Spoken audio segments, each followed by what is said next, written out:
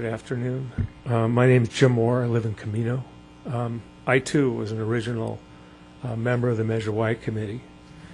It's difficult to get up here and make a case that economic impact analysis needs to be done for a ballot measure, because typically it's done to stall projects or come up with crooked arguments that can be used against the proponents. That happens a lot. Bill and I we're aware of the flaws in the Sue's and Laurel's initiative measure when we saw it in February or March.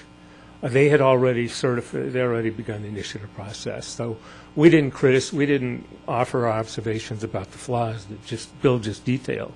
We were hoping it wouldn't qualify, so we wouldn't have to get in this argument about what are the impacts. As you know, the difference between a discretionary project and a ministerial project is significant. It's not just big projects. A discretionary project is a variance for a winery that I want to build in Camino.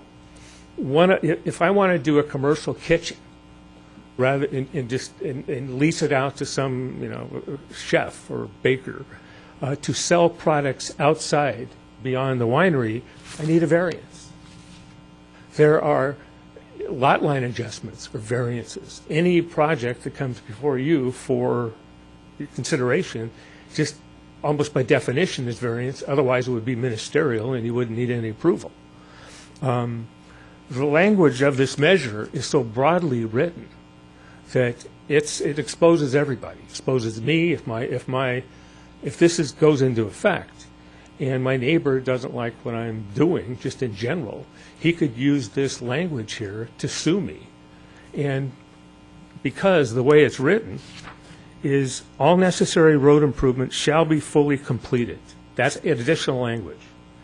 To prevent cumulative traffic impacts from new development from reaching LOSF during peak hours on any highway before any form of discretionary approval can be given to a project. A agricultural project, a residential project, a jobs commercial project, any discretionary action. That's the problem with this. That language is far too broad. Just a secondary point here is Measure Y only placed limits on residential housing. We never touched jobs. Never, didn't even go close to it.